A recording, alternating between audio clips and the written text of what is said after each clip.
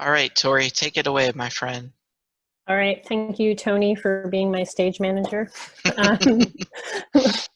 On behalf of Virginia Thespians and the Virginia Theater Association, we'd like to welcome you to this evening's theater education panel. The focus this evening will be on advocacy.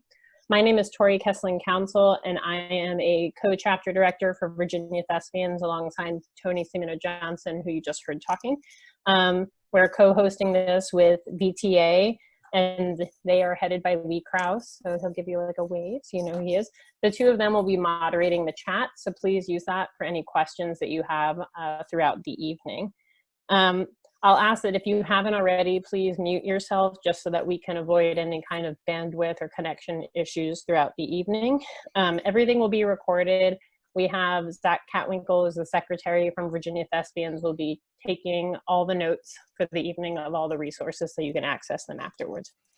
So we're really excited to have 5 really wonderful panelists this evening, and I'm going to ask them to introduce themselves one at a time. So when I say your name, if you'll just give us a shout and let us know who you are and what you're all about.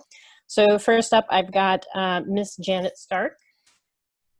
Hi, everyone. Thank you for inviting me to be here tonight. Okay. Next, we have Jason Goldstein. Hi, everybody. I'm Jason Goldstein. I'm from New Jersey. Doesn't matter. We're remote. I can be anywhere. But I'm the co-owner of Booktix, and we're trying to solve some of what the world, or predict the future, Nostradamus stuff of what the world will look like in the fall. So we've been talking with lots of other smart folks and trying to help come up with a vision for what theater will look like in the future. And excited to learn from everybody tonight. So thanks. Next, we have Jim Palmarini. Good evening. I'm Jim Palmarini. I'm the Director of Educational Policy from the home office of the Educational Theater Association. Great to be here. All right, next we have Mark Rogers. Hello, everyone. My name is Mark Rogers, and I'm a lifetime member of the Virginia Theater Association. I'm also a professional member of the International Thespian Society, and also Screen Actors Guild member, Actors Equity member, and Educational Theater Association member, as well as American Alliance for Theater and Education member. But when I'm not doing any and all of that, I work in Northern Virginia overseeing the theater programs in Loudoun County. Great to be here. Thank you, and certainly not the least, but is last for our introductions is Jim Hoare. Hey everybody, my name is Jim Hoare. I'm the Executive Vice President at TRW. I'm a retired teacher, former New York State Chapter Thespian Director, and I'm a member of the Educational Theater Foundation Board, and I'm happy to be here tonight. Okay, thank you so much for being here. It's really, your knowledge is going to be invaluable, so we're very excited to have you all. We have a couple, well, more than a couple questions from our panelists, or for our panelists from those who are attending this evening. I will say, for those of you who are in Virginia, I do have some responses from Kelly Bisogno as well. She is the Director of Fine Arts for Virginia Department of Education. And she's not allowed to be here because she's not allowed to be at an advocacy related event. It's a conflict of interest, but she was able to give us some responses to some of our questions this evening. And those will be included on the resources page that you can access after this event. So let's jump into our first question. So the first question that we have, which is a really good one, is, are there grant opportunities specifically meant to help struggling theater or arts programs to which a district could apply? Anybody want to take it? There is, I think, an opportunity from the feds that I have to qualify pretty specifically, which is Title IV Part A funds, which address 3 areas across all of the curriculum: technology, safety, and well-rounded subject areas, of which The arts are defined as a well-rounded subject area under the Every Student Succeeds Act. They were budgeted for $3 billion, which is couch change in the big picture. However, there have been theater programs that have been able to obtain funds. It's a district-wide application. In other words, the theater teacher can't apply for such funds. It is possible, but bearing in mind that there's a lot of emphasis this year and expectation, you can seek a waiver, a district can seek a waiver and apply all of the money, for example, towards safety or technology. Technology makes sense because of broadband limitations. Safety makes sense for very obvious reasons. But I would say, I would not rule out applying for a theater grant because we are in fact a discipline that provides a safe space for students and great social and emotional skills, which is pretty much the coin of the realm these days. So that's the only thing I can think of from public money.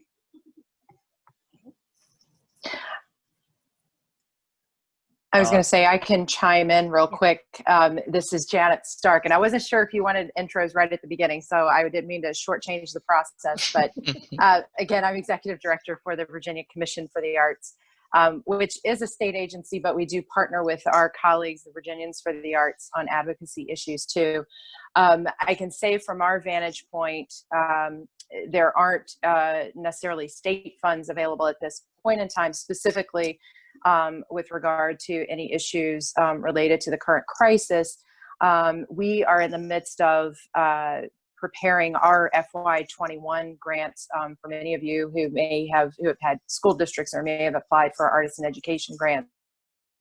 We're in the midst of vetting those now and getting ready to present those to our board for funding.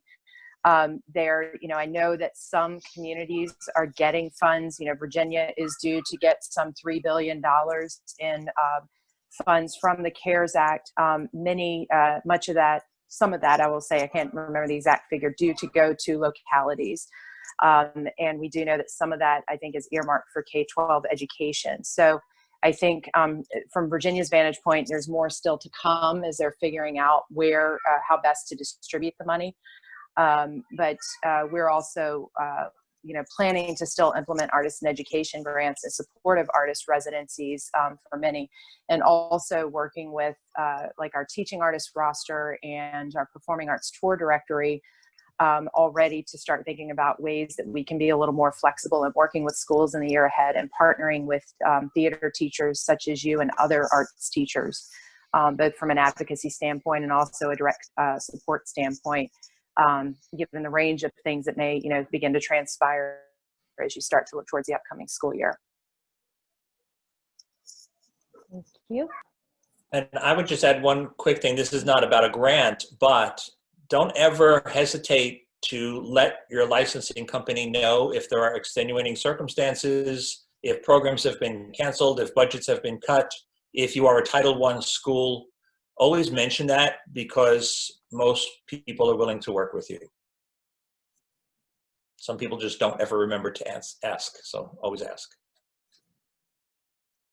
Okay, great. I'm going to move on to our next question. This one will be probably a tough one. I do have a response from Kelly Bisogno on this one. How can elementary drama education exist if districts choose to keep students with their core staff every day?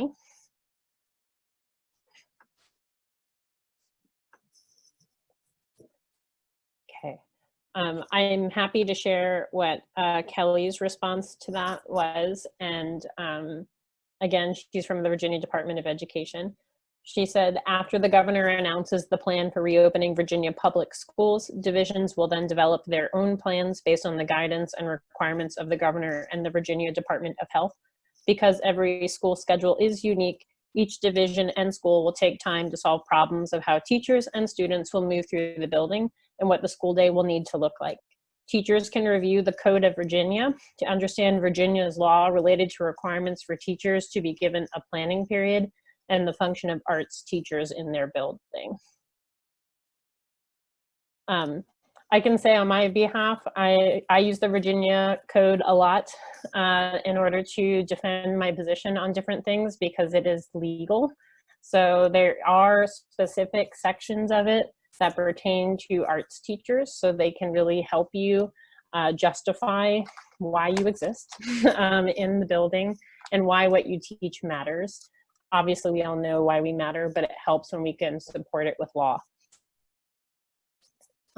Mark, Tori, Rogers, did you have anything to add to that? Yes, Tony. before we jump into that, going back to Jim, do you recommend that, Jim Hoare, do you recommend that nonprofits also talk to royalty companies about the situation that they're in? Definitely. Yes, Okay. absolutely. Thank you. And Christian, in reference to grants for nonprofits, the disaster relief fund, those grants were for nonprofits up to $10,000. Unfortunately, they dried up, but we're, hopefully Congress will pass another package. And I know that in what the House passed, it's got to get through the Senate, but what the House passed did include more grants for nonprofits. So when you look at that disaster relief fund, definitely check that out. You have to actually go through the Small Business Association page. Okay.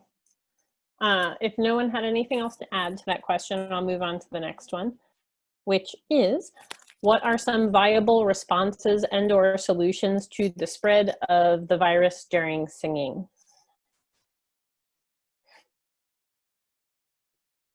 I want to be very clear about this. There are multiple research studies around the transmission of respiratory droplets that do not bode well for singing. Imagine for a moment 20 students on risers singing. Imagine a large cast musical.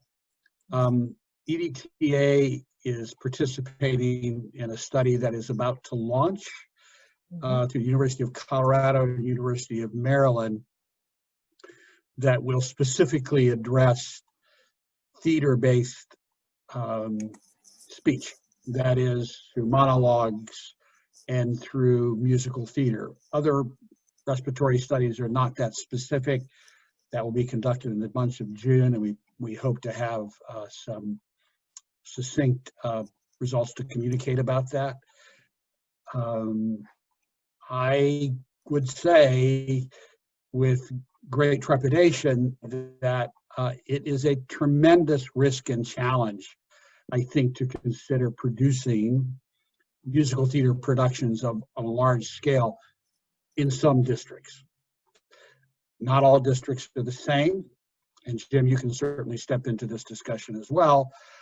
Where the rate of infection has been low, and the key language here is guidelines by the CDC and your local and/or state public health guidelines. Some schools will be able to go back to producing musicals. Others at the other end of the spectrum will be doing virtual productions. End of the day, the concern here is the safety of our students and teachers and audience members. So I'm sorry to get on my soapbox about this, but I think it cannot be overstated how important it is to pay attention to these aerosol studies. I'm done.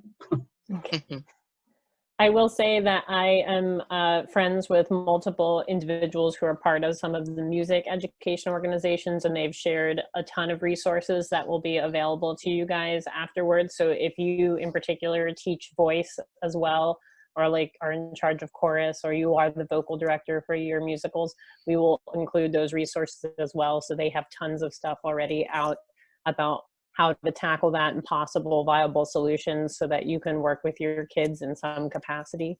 But what Jim said is absolutely right. It's a little bit dire right now in the sense that having 20 kids in a chorus classroom is not very likely, and very soon. So, okay.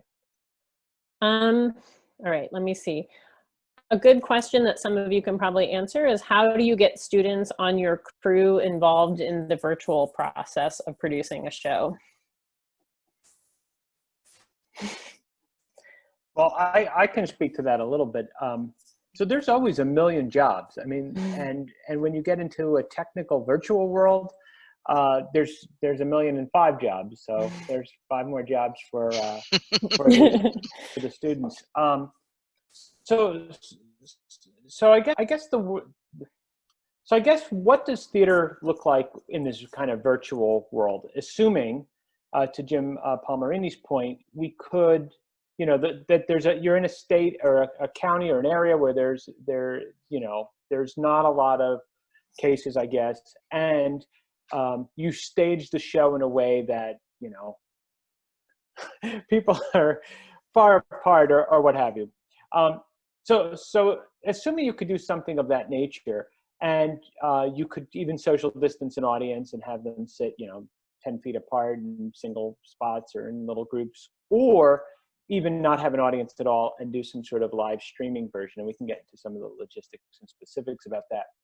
But doing a live TV production, basically, you need a whole crew for that. I mean, you need people to be filming it. If you're doing a multi-camera shoot, you need people to live edit and do switching. You need people like a stage management kind of world just for the TV production, not even the stage part, calling all the cues and which cameras and hitting different things, managing audio levels, if there's any sort of titling that can be done or whatever. So I think the crew is going to be on overload with the amount of work in a virtual place. And then, of course, for those who in the audience who know me and those who don't, I love talking about marketing, and just from getting the word out. I mean, the crew can help with that. There's so much to be done with social media and getting people enthusiastic and excited and selling tickets and the whole thing. So I think the crew in some ways have a very easy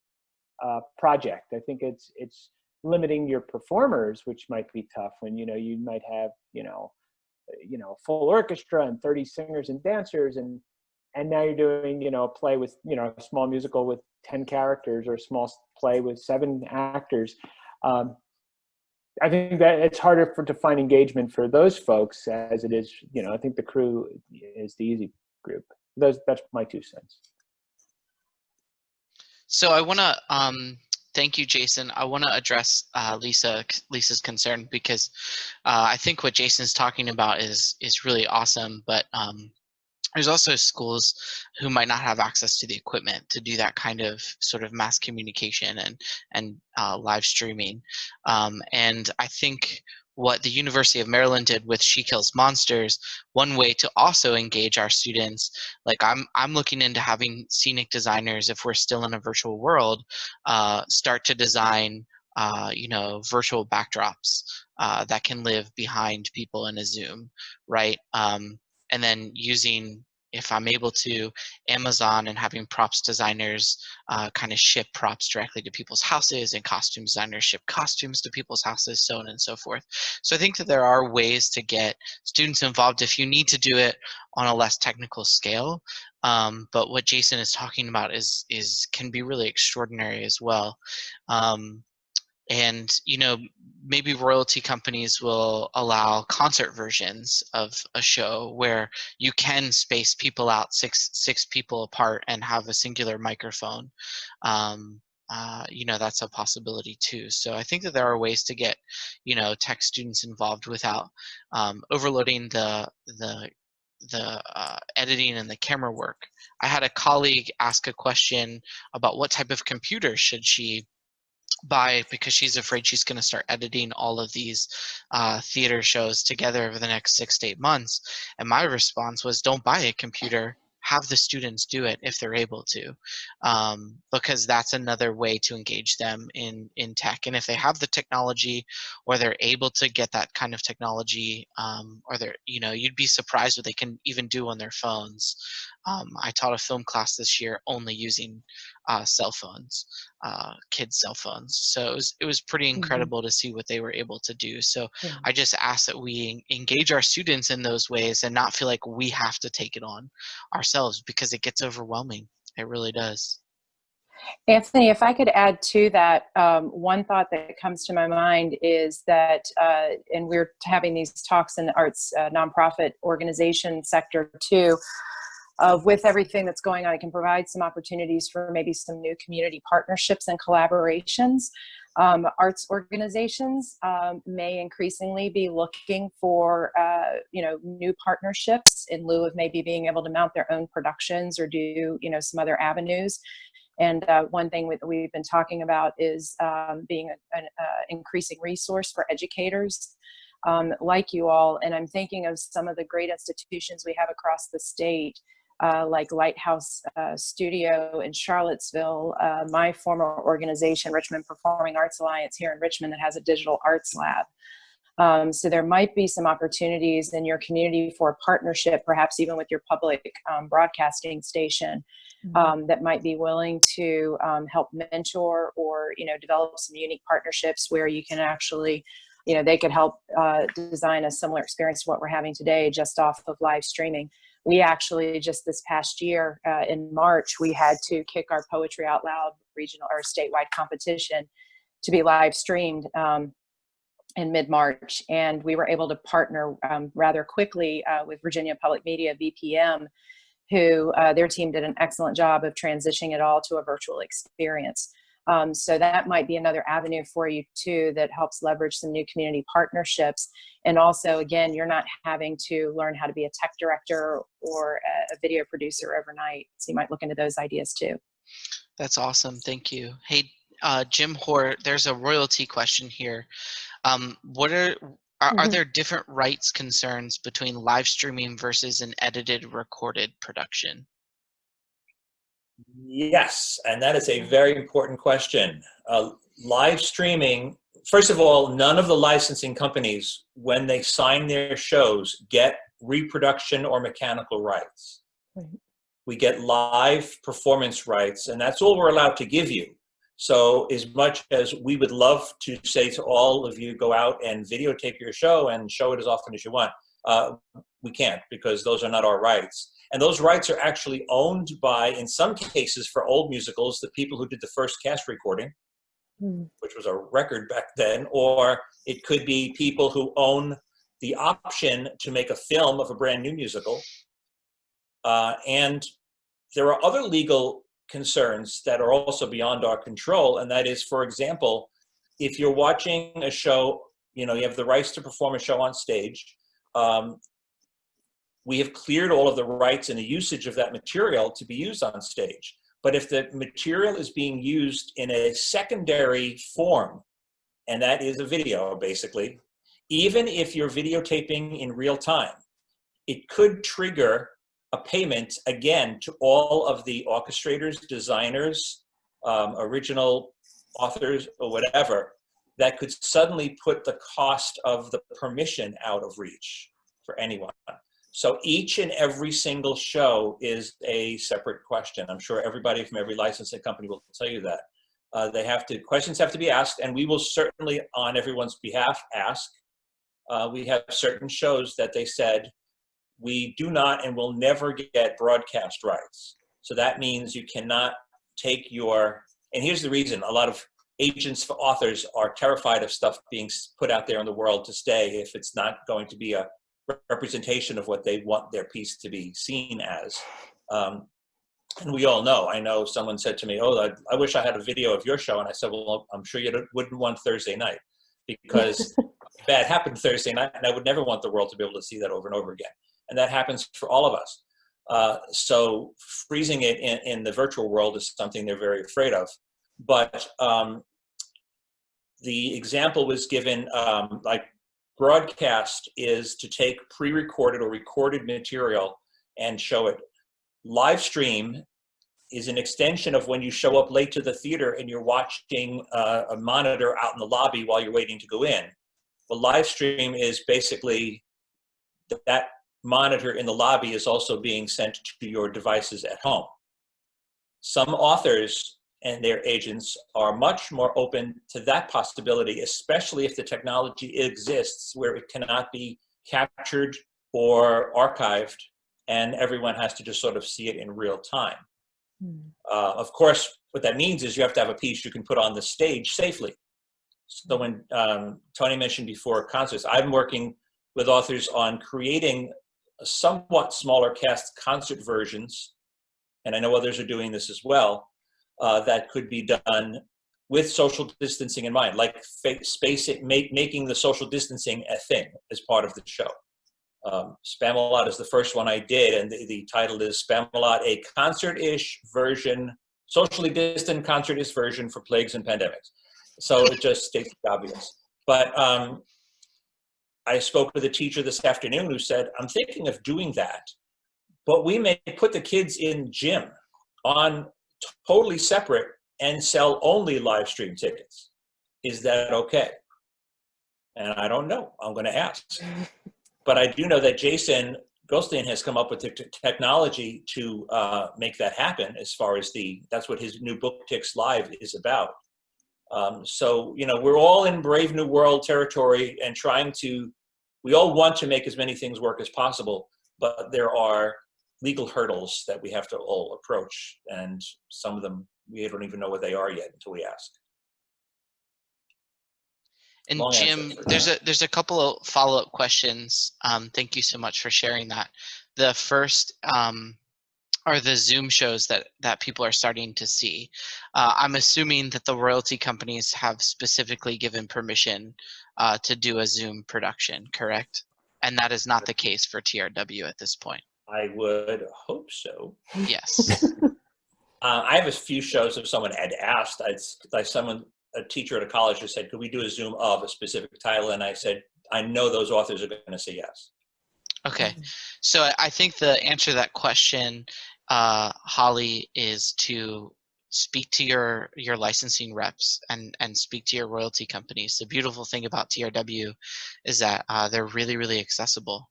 And so make sure you start building those relationships and reach out to them and ask those questions. And then Jim, the other one is if we're limited to 40 or 50 people in the audience at a time, what does a royalty look like for that particular performance?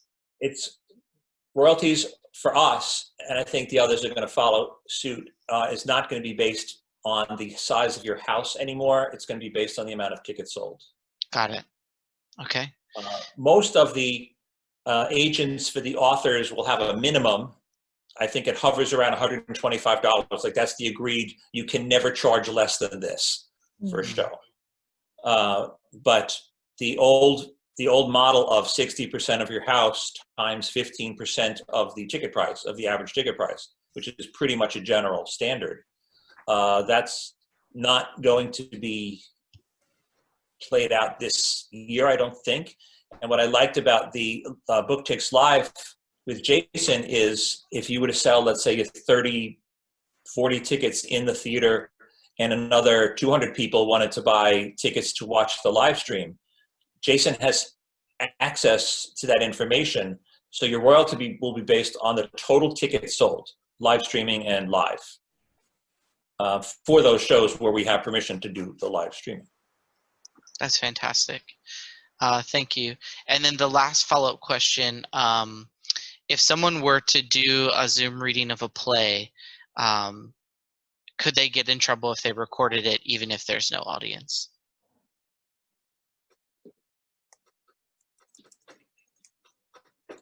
Good question. I know, we're dancing in delicate waters. We are. Sometimes people call me and I say, I don't think you really just asked me that question. Another follow-up question on the subject of royalties. Does that mean that royalties will be paid after the performance closes? Royalties are always paid after the performance closes. That's always the way it's always been. The problem is some people cancel their royalties are generally paid out each quarter. Mm-hmm. So after the quarter, so if you cancel your show a month after it should have happened, we've already paid out the royalties. Right. So there's no money that's going to be able to be refunded. But if you canceled, before, or before the end of the quarter at least, then, that's a whole other. So if I sign a royalty contract, let's say to do the Addams Family, and I've got 40 people in the audience and 200 people on Booktix Live, how do you collect that royalty payment from my school? Is that collected before, like it is now, where we pay and then we get our scripts, or is it collected after we've sold our tickets? That, like the way professional theaters work is they pay an advance, which is generally 50% of what a good box office should be. And then after the show, based on the total amount of tickets that are sold, they pay an overage. So any school that would adopt this model would have to agree that the purchase order that you sent in for the show is not the end of it. That's just basically your deposit, and then you'll be assessed based on the box office reports. Right. The overage would be due. If that's going to be too complicated, then we would work to create an advance like we've always done, like all the companies do. Amateurs pretty much pay a fee up front. Professionals always pay overage afterwards. Right. And so for amateurs, for high schools, middle schools, will we be paying up front, or do you think that will follow more the professional model of paying a fee and then paying the overages once the show closes? If you would like to do the overages model, we would be more than happy to do that with you. Got it. Thank you, Jim. I wanted to say that most royalty companies, for those of you who have been doing this for ages and you're like, I paid it ahead of time and then we didn't sell out the house, most of them, if you communicate that and you can prove it with documentation. So for example, if you have Booktix, you'll be able to show, like, I didn't sell those seats, no one was there. They typically will adjust your royalties, especially if you have a relationship with them. The same way that, you can tell them that you sold more tickets than you expected, and then they're going to want that overage charge, like Jim was discussing. I don't want to speak out of turn, but EDTA is also in the process of developing a lot of resources on how to mount virtual productions, and I know that those will be made available at their national conference, which will more than likely be online and be free to EDTA members in August. So if you are an EDTA member, you will have access to that for free in August. It's not official, but it's pretty official. So we had another question pop up. Jim, in your experience, how many postponements or reschedules do you think will be allowed per production? As many as you need. We have one show. I spoke with a teacher today from New York, upstate New York, who has now postponed the Addams Family for the 4th time. But he happily discovered that all of his graduating seniors are all going to colleges that have been told they're going to be online for a semester.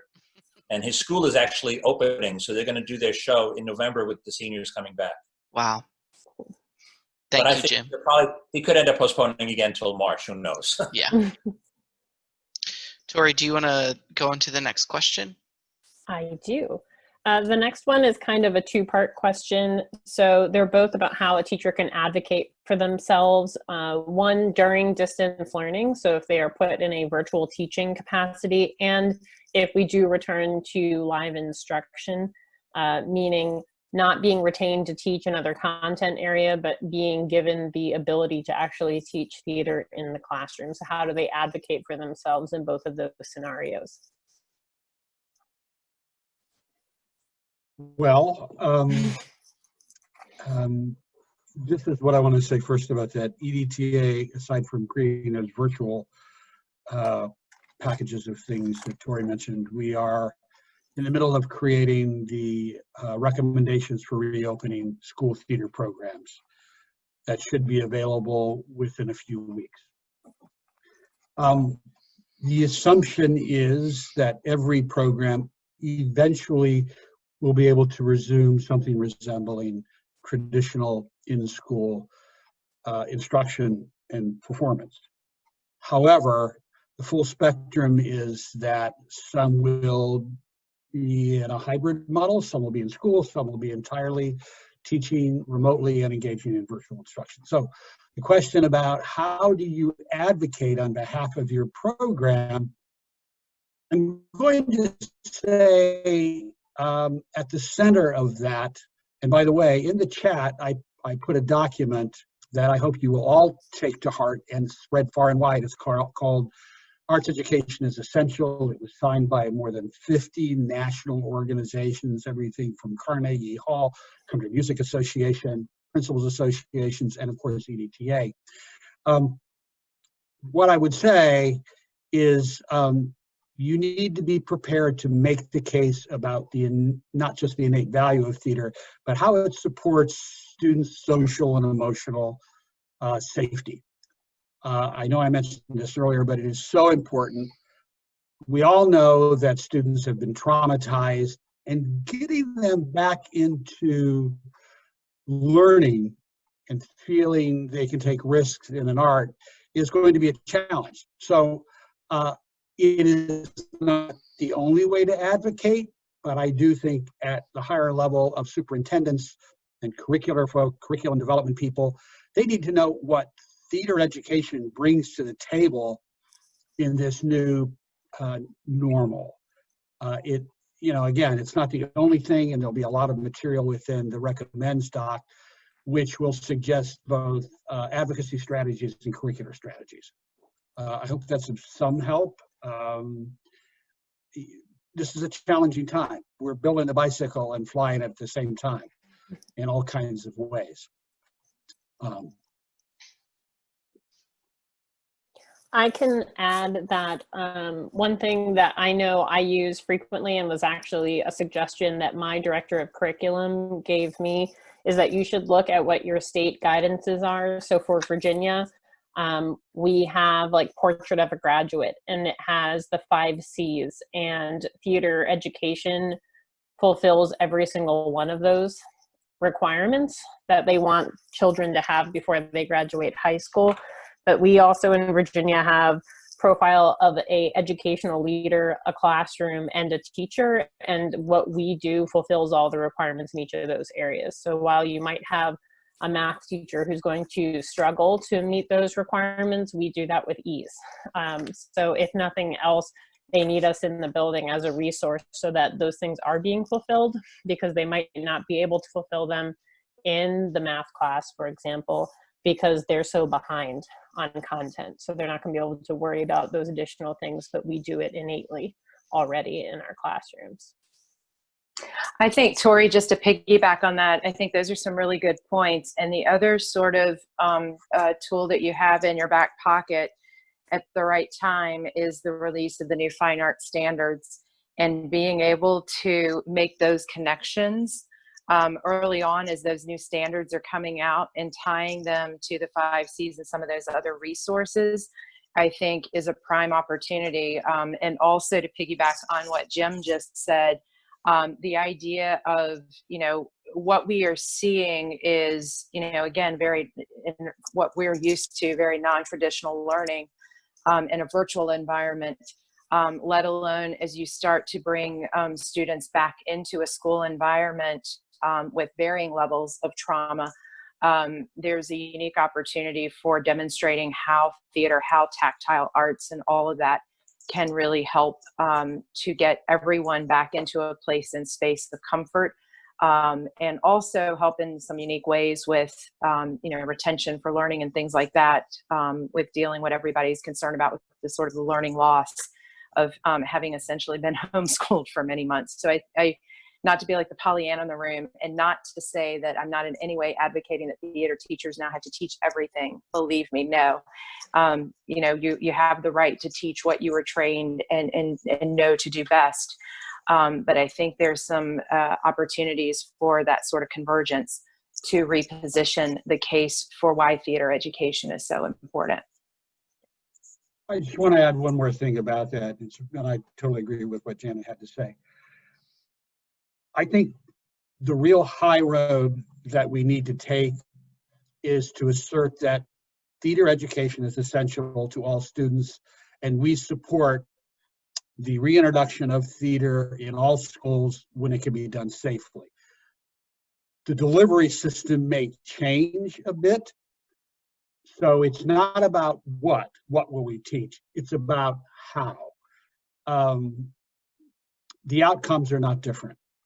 We should still, as Janet mentioned, adhere to high standards, and theater teachers should teach theater.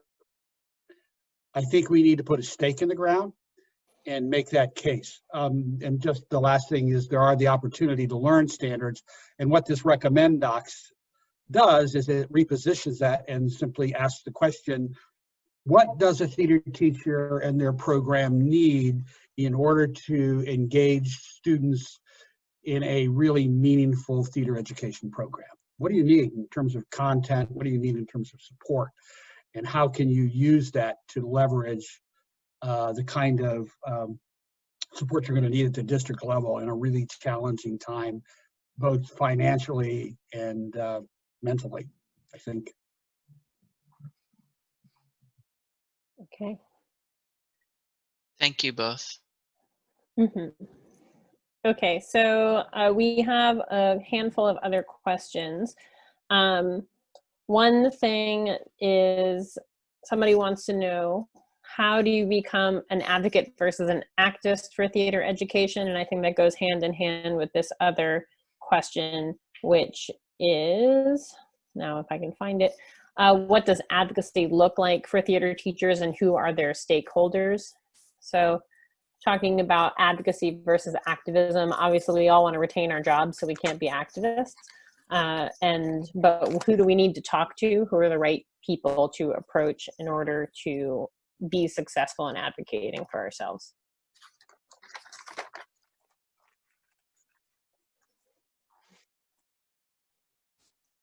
I don't want to dominate the conversation, but the first thing you need to do is to become friends with your CDA representative. Who is who's the state arts education person now in Virginia?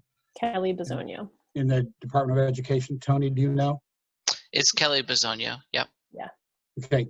I don't know Kelly, but she is really, or should be, your champion at the Department of Education. You also, if you haven't done it, right now, which is why we need the recommends docs, school districts, states are in the middle of making decisions about how to restart school in the 2021 school year. You need to be at the table. You need to be at the school board meetings. You need to be at the curriculum planning meetings, because it's the old mantra, if you are not at the table, you are on the menu, because if you're not there, you will get pushed aside. And I know this is something that people don't like to talk about at this point. There will be competition among the arts. We all know where theater is in the food chain with music and visual arts. And the other thing is I hate to be the bearer of bad news, if there is no additional federal relief funding, the cuts are going to accelerate, and you may not see them in the 2021 school year. You will see them in the 2022 school year. So it's really, really important to get at the table and talk to the decision makers now. I cannot emphasize that enough. The National Governors Association asked for $200 billion specifically earmarked for education. We'll see if that makes it into the HEROES bill or whatever they end up calling it if the Senate ever gets to the decision-making phase. Just to piggyback off of that, if you are a teacher right now, your school district has some sort of committee or group or panel or something that is convening to discuss how they're going to do school next year. And so this is the time to reach out to your school board, your administrators, and see what you can do to be a part of that. As Jim just said, again, if you're not at the table, then you're on the menu. And so you can be involved in that process right now. I know for my own school system, they have 3-part panel. One is how are we delivering curriculum lost? how are we preserving safety and emotional health? And then one of them is like safety and social distancing. So I'm happily on all three of those panels right now. From Kelly Bisogno, she gave some information on this. One thing she said is to make sure you know the facts, like the actual facts, and not everything you bring to the table is emotions-based. So having things that are come from official resources to defend yourself. So for example, when the Department of Education, the Department of Health give their guidances, being able to then go to an organization like EDTA and look at their guidances and have that married to the actual facts and rules that were given is your best like tools in your bag for working. And then she also wanted to remind us to find what is in our power to actually control. So a really good thing she said was that we can't control whether or not we're going to be able to have live performances, but we can control how we react to it if we're told we can't. And so if we choose to react with a can do, I can do something creative, I can find another way for my students to tell a story, then we're going to be on much better footing than the teacher who's laying on the floor and screaming. So she wanted to remind us that we are the creative people. So we're the people who usually have solutions to these problems, and that's why we are needed at this time. I would say too, Tori, I don't know if Kelly mentioned this, but I do think, and you may know about this from your dealings with your school district, that I think VDOE is due to release some recommendations. We were thinking it was going to come this week, but it being Thursday, I don't think so. So maybe it's going to come next week. But that's something we're staying tuned to, just to figure out and be able to decipher then what based on the recommendations, what are the impacts to arts education. Again, from the school system viewpoint, where we kind of have a relationship and partnership, and also for those arts organizations with whom we work that are used to going into schools. So I think for Virginia, that will be a key document to be on the lookout for too in the next week or two. Right, facts are good, they help you. Okay, I'm gonna jump to another question. One of them was, do licensing companies or teachers out there in the world, I guess, have any reservations towards doing outdoor theater? I would assume the answer to that is no, everybody's okay with that. I have a school doing they're doing All Shook Up as a drive-in, and they're setting up a stage in their school parking lot. Yeah. That is awesome. Mm-hmm. As a creative teacher, and they're using tracks so they don't have the band sitting on top of each other. So, you know, people are coming up with creative solutions. And doing a drive-in theater, that's really cool. Yeah. Yeah. One of our professional theater companies in the state is working on the same idea. Actually, Barter Theater in Abingdon is working on, and they're doing their homework by working with epidemiologists and everything, and are looking to pilot drive-in 1X by the end of June, July. So to your point, I think the schools and the professional theater companies are starting to get more creative with what they have to work with. Jim, what does that look like in terms of like selling tickets and how much you pay in royalties? I imagine that the audiences are substantially smaller as well. Like, how do you gauge that when you talk to your royalty rep about wanting to do a drive-in theater? I would certainly say that we would have to have them make sure they buy tickets, or we agree upon whatever the minimum is going to be. Right. Got it. No. Great. Thank you. Okay. And from Kelly Bisogno, she says, as long as it meets the requirements of the Virginia Department of Health, you can do theater wherever you want. So, all right. Our next question that we have is there a list available anywhere of what publishing licensing organizations are allowing virtual performances and what those titles are? My recommendation is to go to each website, and some of them will have the virtual titles. Like I know Lindsay Price, I think, just wrote one. Yeah. Theater Folk. They have them listed as the first thing on their website. We don't at the moment, but if not, then just call your licensing rep and say, hey, what are we allowed to do virtually? They'll tell you. Okay. This one is, what are the best practices for Virginia Thespians, Educational Theater Association, Virginia Theater Association, etc., to follow to advocate to specific school districts? So I think that this question specifically comes out of Halifax County in Virginia.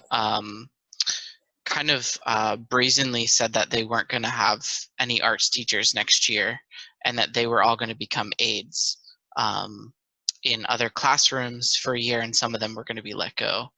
And so I think the question is, how do we sort of, as theater professionals, as theater teachers, as theater organizations, come together to kind of prevent that from happening across the country?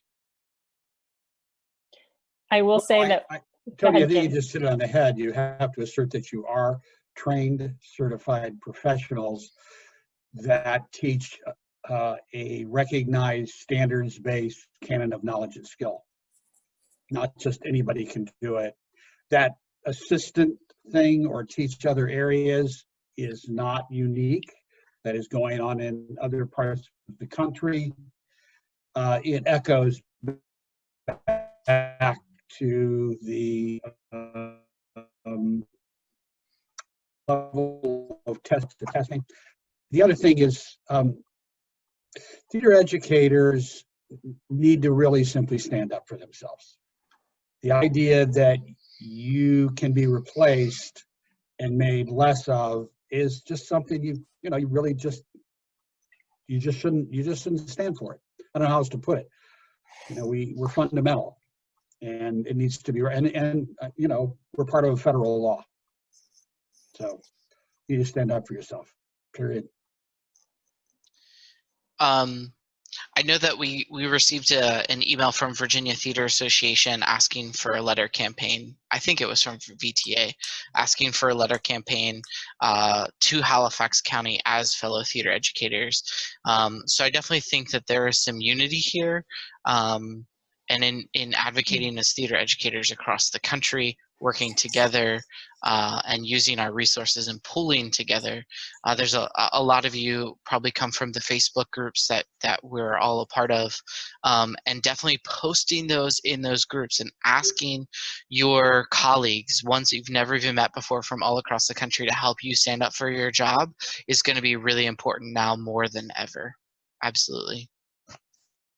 I might also suggest too, we had learned about the Halifax County news just a couple of weeks ago, but the Fine Arts Coalition might be a good group to reach out to kind of be your partners in advocacy.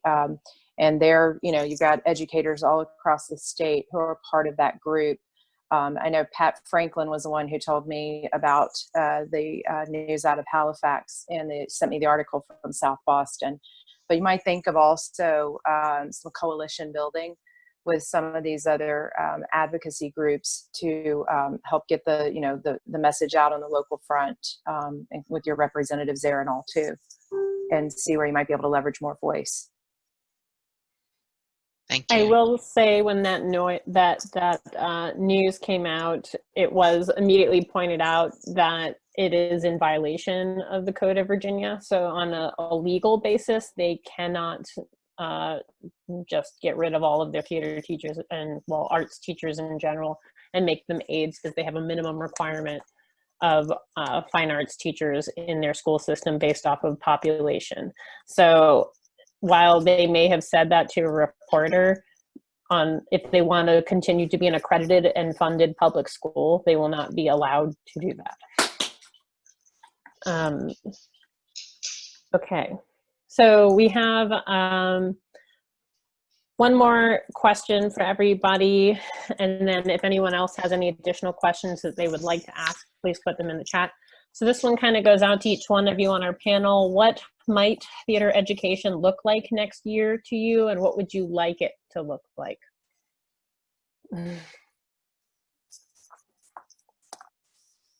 All right, I guess I'll start since nobody's jumping in. What I'd like it to look like, I wish we would all have a vaccine and you know, be healthy and be able to put on live theater and shows and start singing and dancing and acting. And so obviously that's the ideal.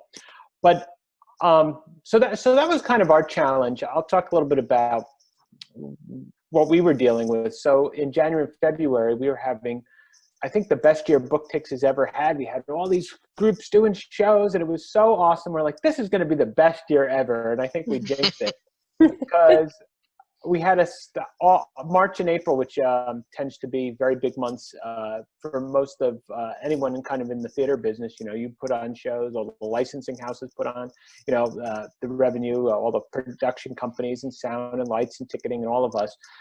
Those are our two biggest months. And we had to refund hundreds of shows. You know, people would call, and for those who don't know Booktix, while we're a business, we really are in this to help organizations. So our heart was breaking every time we would get an email or a phone call, because we knew how many hours of sweat equity and time went into each of these productions, and having to cancel a show, and you'd think, oh well, yeah, the lead is a senior and this is their last foray ever, and a lot of the schools we worked with didn't want to cancel. They wanted to postpone, and they kept postponing. All right, we'll give it a month, give it a few weeks. And now we're finally canceling some folks who their show was supposed to go up the first week of March, but they were holding on for hope that maybe things would happen now here in June, you know, in end of May, early June.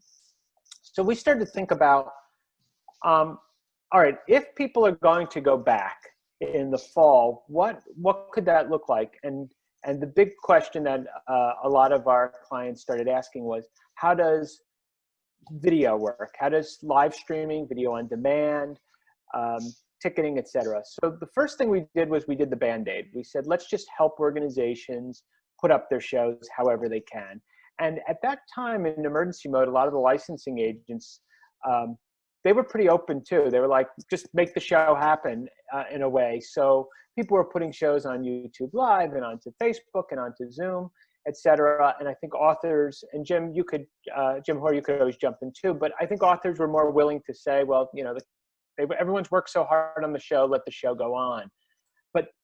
But then once we hit, you know, and those folks that had shows pre-scheduled and had to cancel, there's now a new world. There's this new territory. And so, Tori, back to your question, what's the ideal? Obviously, we want to see real theater happen with real audiences. But if it can't happen, this is what we're anticipating. And from talking with our clients and what I think our clients are going to want to do, is we're going to offer, in terms of ticketing, two things. One is called hybrid ticketing.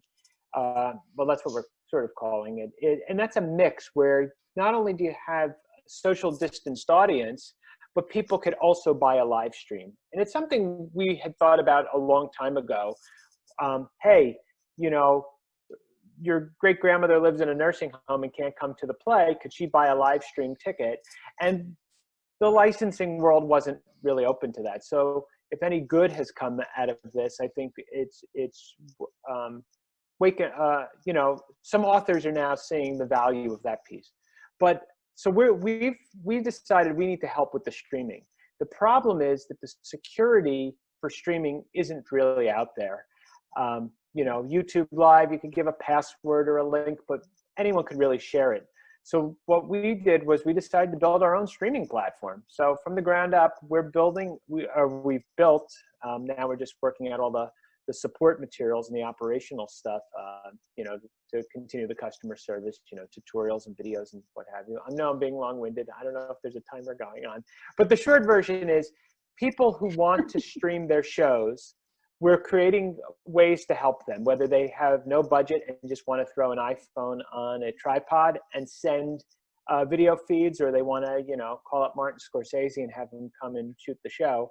How do we put that onto a platform where they could stream it in a safe way that our licensing partners like TRW are happy, and that the authors are happy, that you can limit the audience, and then put in measures where audiences can get links to the show. So if they send that link and they watch it and they give it to their friend and their friend starts watching, they get thrown off the link And so you can really have all of the piracy prevention that when an author says, oh, I don't want my show streaming, Jim can call them up and say, well, check out how we're controlling the distribution of this and get more authors and titles excited about streaming if we have to go into that world.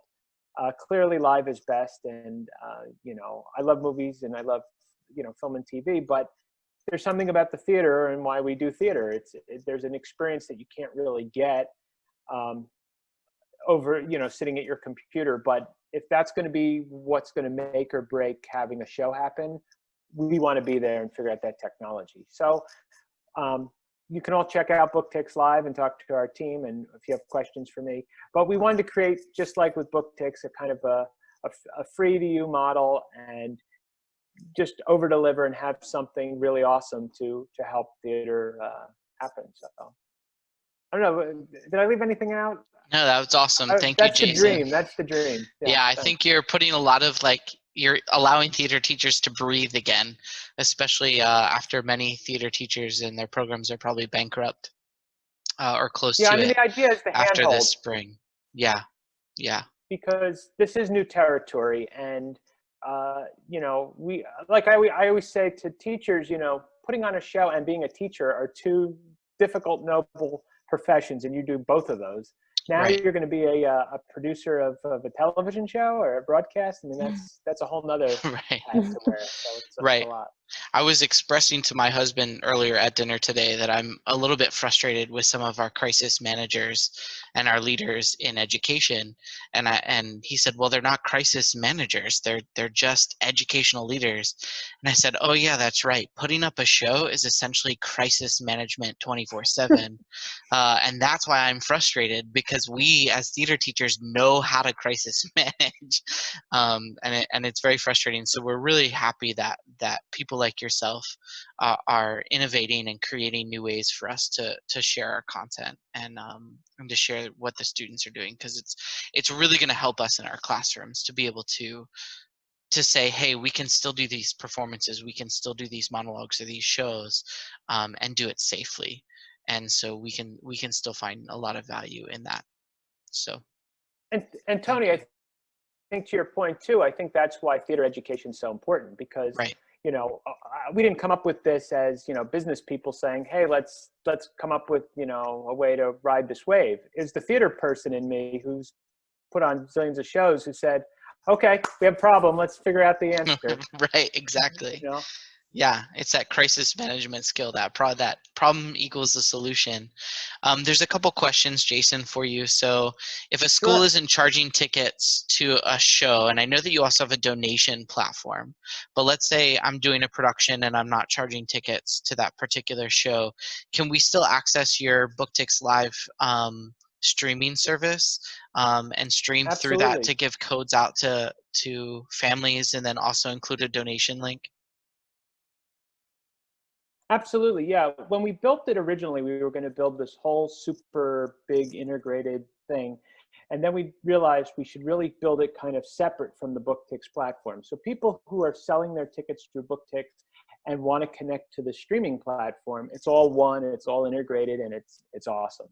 But then if people need to, for whatever reason, they can't get out of their ticketing contracts or ticketing world, or they're doing a free show, or they're at a private school and they're not allowed to sell tickets, and they just want to be able to send out these links and stuff, we've set it up so that can happen too. Awesome. But the way Booktix works, as you know, and you know it better than anybody, as one of our, I think Tony's run more tickets through our system than anyone in the world, possibly.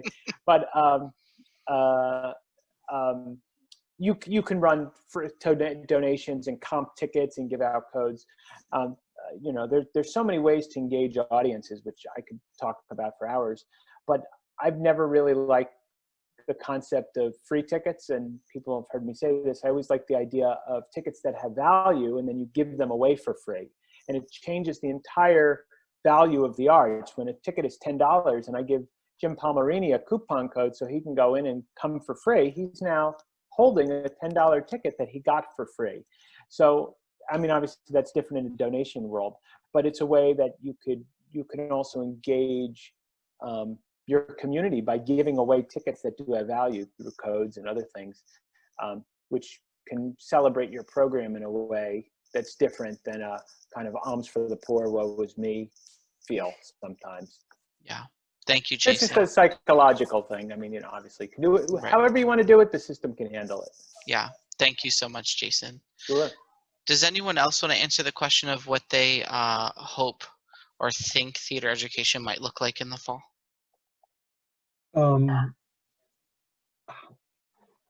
I think there will be triumph and there will be heartbreak. There will be triumph because of the support of people like Jason and Jim, and the fact that we all know since the outbreak of the pandemic, there has just been amazing, inventive, and creative performance online that frankly has its own aesthetic. And I think students and teachers will embrace that model, virtual model, and run with it and do great things. There will be heartbreak, however, because whether it's in the county that you mentioned or elsewhere, there will be programs that will either be cut or severely hampered in their ability to do theater. And my biggest concern, I think we need to be mindful. I heard a comment at because there's a question about how many students were actually attending your online instructional classes, and the numbers were very low. My biggest concern, part of it's broadband and partly because some students need more outreach than others. This is an access and equity question about students who will fall through the cracks. Those high-risk students, those students in high poverty schools where engagement is hard enough as it is. And I think that's where the heartbreak is, because we're losing potentially part of a generation, and they're getting so far behind it'll take a generation to fix that. But we are resilient, and we will persevere, and ultimately, we're all going to come out of this in a better place. Yeah, Jim, I go back to that social emotional safety piece that you spoke about, and I think about those students that you just referenced, and how many of them come to school only to participate in an arts class and a theater arts class, and that's what actually gets them to school. And so I think it's really important for us as theater educators to have those honest and open conversations with our administrators, and to make sure we have a seat at the table so we can talk about that. Because while it's important that they learn STEM and English and social sciences, let's think about what's actually going to get them to show up to school, and that's going to be our classes. And using that term, I'd never heard that before, but social emotional safety, what a beautiful way to put that. So Jim, thank you for giving us that terminology to use with our administrators. I appreciate that. I was just going to add a couple of my sort of final comments of sorts. I mentioned to these guys, I have 3.5-year-old twins, and I can hear the window closing just as I'm hearing more anxiety taking place downstairs. Not to sound too philosophical about it, but the thing I love about theater is that it really tells the human experience. And the thing I've been saying to our artists and arts organizations for the past couple of months is it's going to get rough. We're going to lose some folks going offline, perhaps temporarily. And I'm not talking about education, I'm talking, arts in this regard in general. But I see a day where, again, think of the new works of art that will come out of this as this moment in time, and the opportunities for your young people to be those storytellers. And I think being able to give ownership of that and empowerment of that can be a really powerful thing. I think too, being able to, help the administrators, the educators understand that important and unique role in a really varied way can be really powerful.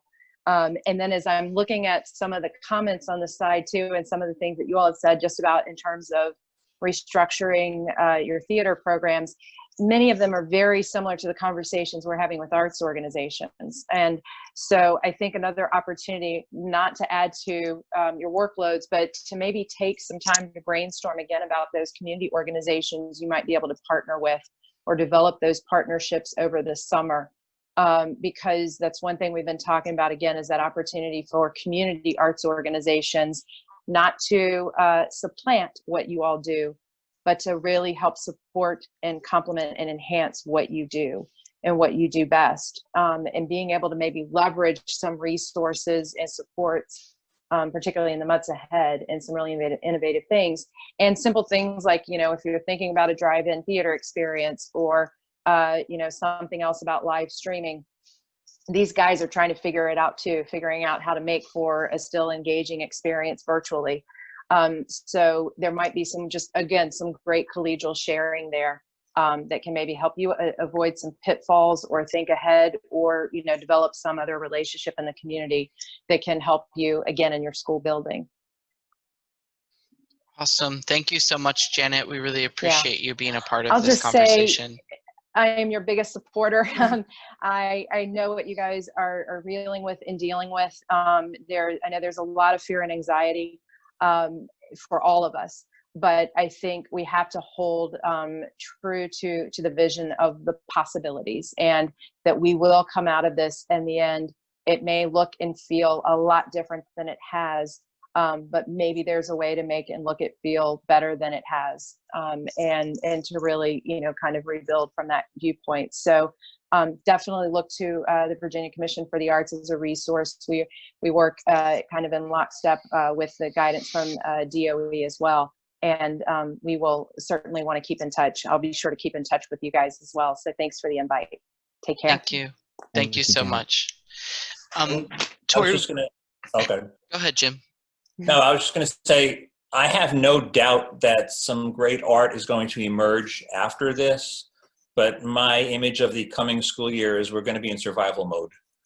And there'll be a lot of creative thinking, and not everyone will survive. Sadly, I speak with so many community theater owners who are just terrified that their life's work is going to dissolve in the next 12 months because they can't afford to keep it open. And also, you know, all of your vendors that you deal with, they're hurting just as much as you are. And, you know, don't forget that as well.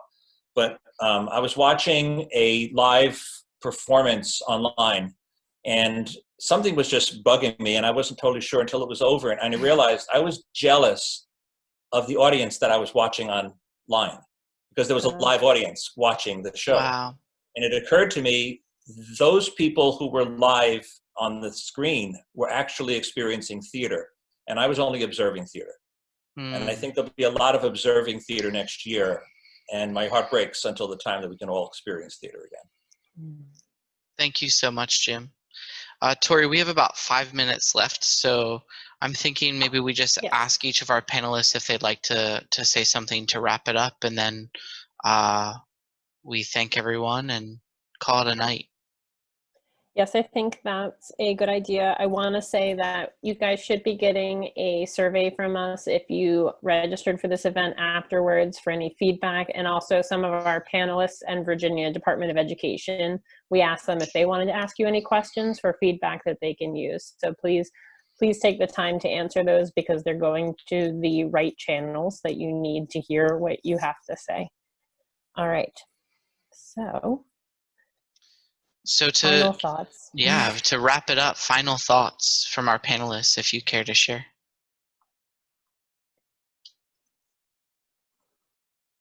I'll just say one thing to kind of Jim Hoare's point about, you know, this is survival mode, but this is also a time where, I don't know, so someone said to me, I was talking about how we're building Booktix and we're putting all the, Booktix Live, and we're putting all this energy into it, and they said, you know, this is a temporary thing. I mean, it only needs to get you through maybe 6 months or a year, and then hopefully we'll get back to normal, which we hopefully will do.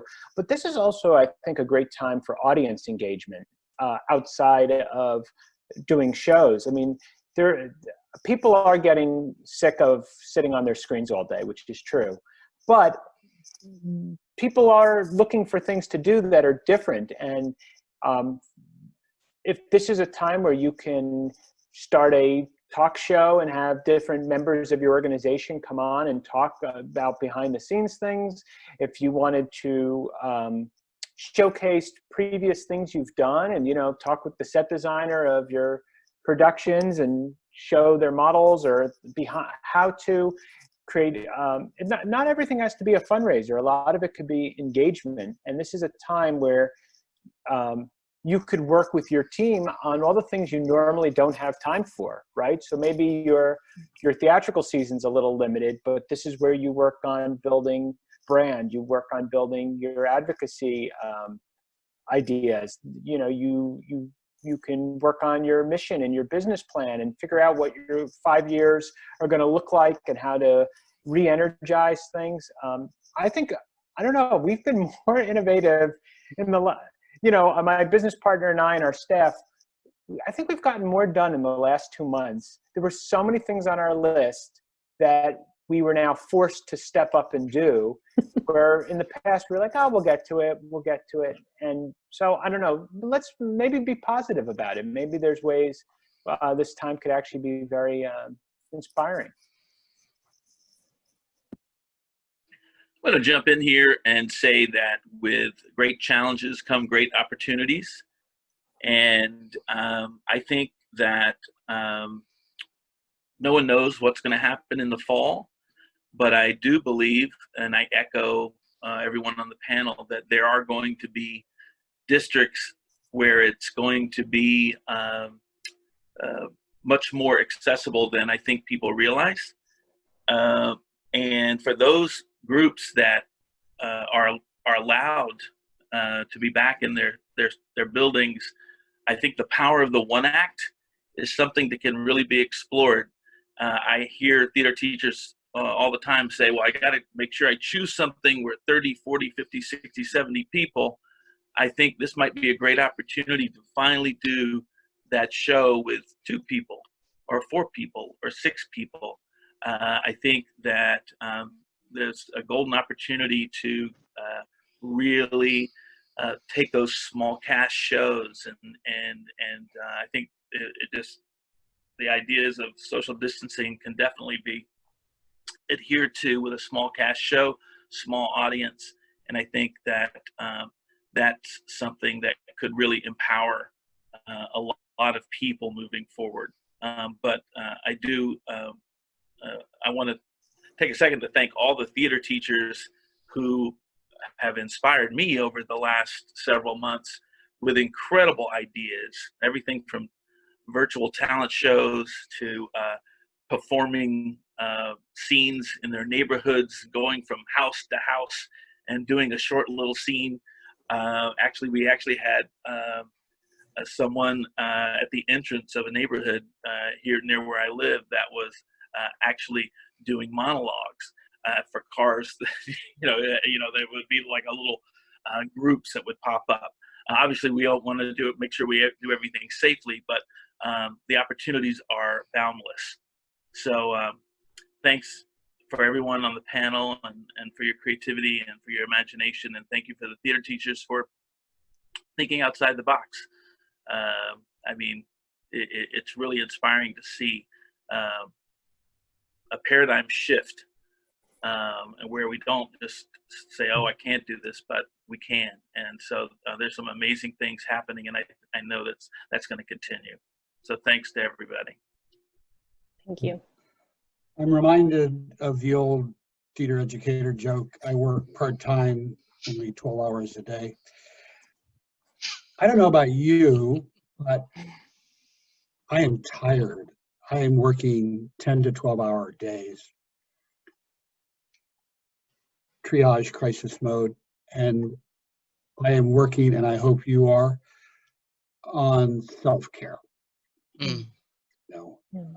That is really all I have to say is stay safe and take care of yourself. Yeah, Jim, thank you. If we don't take care of ourselves, we can't take care of others. So I appreciate that. Thank you for the reminder. Yes. Anyone else like to on the panel speak before we close out this evening? To say thank you all. It was a pleasure being here and seeing some of you face to face for a long time. And one nice thing that'll come out of all of this is if with Jason's live streaming thing, even when we're all back in the theater and we can be close together, he's created a technology so grandma out in California or someone stationed in military across the globe can actually watch the show as well, because now it exists. So thanks, Jason, for creating that. Yeah.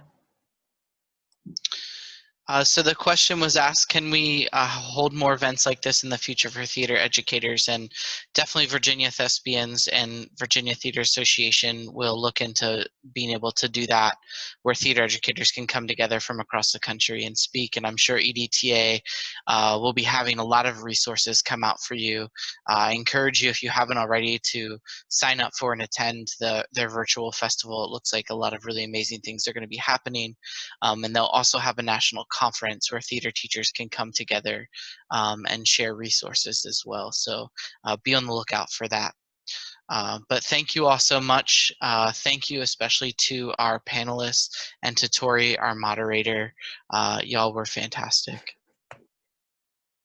I would like to real quickly just say that the Event Safety Alliance has also issued a huge 30-page document about reopening for performance venues. So we will make that part of our resources that we post. Mm-hmm. All right, Tori, take us home. All right. I know we've had a lot of questions about how is VTA or Virginia Thespians going to have a conference this year. And I just wanted to leave you guys with the fact that we are looking at our contingency plans. We're doing our due diligence and research to figure out how we can still come together and how we can still celebrate one another. So know that those things will happen. Both of our organizations are working on it right now. So Absolutely. Please look forward to that. Coming up in the next couple of months, you will be learning about those things from our individual organizations. Thank you so much for everyone who came this evening. I know that we're all busy and also kind of not, and tired of looking at screens, but I hope it was worth it for a couple of minutes of your day to listen in on this really amazing panel. Thanks so much. Bye. Thank you all. Bye. Thank you all. Appreciate you panelists and appreciate you participants.